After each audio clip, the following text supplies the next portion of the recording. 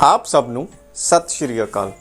दोस्तों अज फिर असी हाज़र होए हां तुहाडे लई एक सवाल जवाब वीडियो लैके। लगातार तुहाडे सवाल सानू आ रहे ने वीडियोज़ के उपर, सो आओ इन्हां सवालों का जवाब जानते हैं अज दी वीडियो दे विच। ये वीडियो शुरू करन तो पहलां जेकर तुसीं साडा चैनल अजे तक सबसक्राइब नहीं कीता, चैनल सबसक्राइब जरूर कर लियो ते बैल आइकन भी जरूर दब लियो। सो दोस्तों अज का पहला सवाल लैने आ। पहला सवाल पूछिया जी नॉलेज पॉइंट जी वालों ये आया है कि अगर कोई इंपलाई अनमैरिड वुमन होवे, डैथ तो बाद उसके पेरेंट्स नूं फैमिली पेंशन मिलेगी, अगर अंडर प्रोबेशन होवे तां दस्सिया जावे। मैं दसदा कि हुण जिन्ने भी इंपलाइज ने, चाहे वो NPS के अंदर कवर हुंदे ने या फिर प्रोबेशन च ने, जिस तरह भी ने, सो सरकार ने ये सारिਆਂ ਦੇ ਲਈ सहूलत जिहड़ी है वो लागू कर दी है कि किसी भी कर्मचारी की डैथ तो बाद उस ते परिवारक मैंबरां नूं फैमिली पेंशन मिलण योग होवेगी। सो विडो डॉटर के केस दे विच जेकर पेरेंट्स उस लेडीज़ के उपर डिपेंडेंट ने तो उन्होंने पेरेंट्स नूं फैमिली पेंशन जरूर लगेगी। इस तो अगला सवाल जिहड़ा है नेगी जी का, इन्हां दे दो सवाल ने। पहला सवाल ये है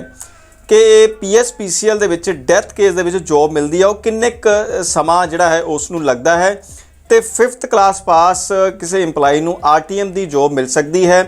सो मैं इस सवाल का जवाब दे दा कि जिहड़ा कंसीडर हुंदे ने केस किसी भी डैथ केस की, जे मैं गल करां तो उसनूं 6 महीने तो साल का समा जिहड़ा है वो लग जाता है। तो इस तो इलावा तुसीं दस्सिया कि 5th क्लास किसी इंपलाई नूं किस तरह की जॉब मिल सकती है, RTM की जॉब मिल सकती है, तो बिल्कुल मिल सकती है। RTM की जॉब 4th क्लास की मनी जाती है। इन्हां दा अगला सवाल है लिबरलाइज पेंशन डैथ इंपलाई की बेसिक का 50% मिलती है, तो मैनू क्लीयर हो गया। पर डैथ इंपलाई के 65 साल की एज तो बाद फैमिली पेंशन जी 30% लगेगी, वो 50% लिबरलाइज पेंशन की होगी या फिर बेसिक सैलरी की। सो मैं क्लीयर करदा कि जी फैमिली पेंशन है 30% होगी 65 साल की उम्र तो बाद, वो बेसिक सैलरी का 30% होगी। सो दोस्तों अगला सवाल राज शर्मा जी का पुछते हैं कि कम्यूट पेंशन की किश्त किन्ने ईयर तक कट्टी जाती है। राज शर्मा जी 12 साल की एडवांस पेंशन जी है तो उसकी किश्त जी है वो 15 साल तक कटती है। अगला सवाल युवराज सिंह जी का पुछते सर पे बैंड का एरियर तो पे कमीशन का एरियर अलग अलग मिलेगा। युवराज सिंह जी बिल्कुल ठीक कह रहे हो। ये PSPCL ने ऐलान किया है कि जिहड़ा पे बैंड का एरियर है वो तुरंत जारी किया जाएगा, तो पे कमीशन का जिहड़ा एरियर होगा वो सरकार की हदायतों मुताबक भविख दे विच रिलीज़ कराया जाएगा।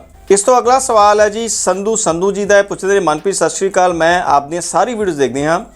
मनप्रीत जी मेरा सवाल ये है कि पेंशन कम्यूट जो करवाई जाती है तो पेंशन जो भी फिक्स होंगी है, कम्यूट पेंशन की बेसिक विचों कटौती होंगी है जिस नाल बहुत नुकसान होंदा है, पेंशन बना के फिर कटनी चाहिए है। संधू जी मैं दस दिना कि जी कम्यूट पेंशन की किश्त कटती है वो तुहाडी टोटल पेंशन चों कटती है, बेसिक दे विचों नहीं कटती।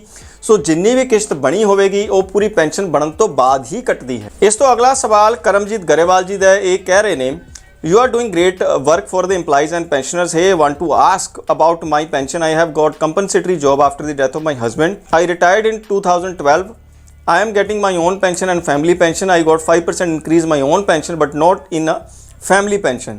Please tell me about my eligibility, about should I get or not. इस सवाल राही करमजीत जी पूछ रहे हैं कि ये दो पेंशनां लै रहे हैं, उन्होंने अपनी पेंशन से तो 65 साल उन्होंने लाभ मिल चुका पर फैमिली पेंशन से नहीं मिले। इसकी एलिजिबिलिटी बारे दस्सिया जाए तो मैं दसदा कि जो 65 साल 70 साल ओल्ड एज अलाउंसिस हैगा वो तुहाडी फैमिली पेंशन ते पेंशन दोनों ते ही मिलण योग है। सो इत्थे जिहड़ा 65 साल तुसीं कह रहे हो फैमिली पेंशन ते नहीं मिलिया वो तुसीं क्लेम कर सकते हो।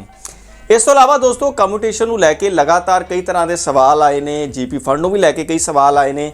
सब तो पहला जो कम्यूटेशन की गल करिए तो कम्यूटेशन PSPCL के इंपलाइज लिए खास तौर पर 1/3 जी वैल्यू है कम्यूटेशन की वो एग्जैम्प्टेड है, बाकी रकम के उपर टैक्स जोड़ा है वो देना होगा। तो GP फंड की जी एनहांसमेंट की गई है 5 लाख तो उपर आन किए जाने वाले इंटरस्ट के उपर टैक्स की, ये 2021-22 का जोड़ा फाइनैंशियल ईयर है इत्थे ही ये लागू हो जाती है, तो इत्थे ही जी है टैक्सेबल जी है वो इनकम होगी। सो इस तो इलावा दोस्तों कई जणियां ने यह भी पूछा कि टैक्स की स्लैब की होगी।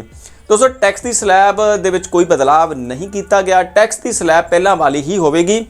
पर GP फंड की 5 लाख तो उपर की जी रकम है कॉन्ट्रीब्यूशन है उस ते मिलने वाले ब्याज नूं तुहाडी आमदन का हिस्सा मन के उस उपर टैक्स लगाया जाएगा। टैक्स लाभ जोड़े चल रहे हैं उही होणगे।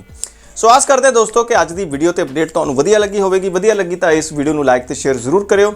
साडे चैनल पर आ रही वीडियो तुहानूं वधिया लग रही तो सानूं सपोर्ट करने के लिए चैनल भी सबसक्राइब कर दिओ ते बैल आइकन भी जरूर दब दिओ। बस ਇਸੇ ਤਰ੍ਹਾਂ ਹੀ ਜੁੜੇ ਰਹੋ, ਇਸੇ ਤਰ੍ਹਾਂ ਹੀ ਸਾਡਾ ਹੌਸਲਾ ਵਧਾਉਂਦੇ ਰਹੋ। ਮਿਲਦੇ ਹਾਂ ਅਗਲੀ ਵੀਡੀਓ ਦੇ ਵਿੱਚ। ਧੰਨਵਾਦ।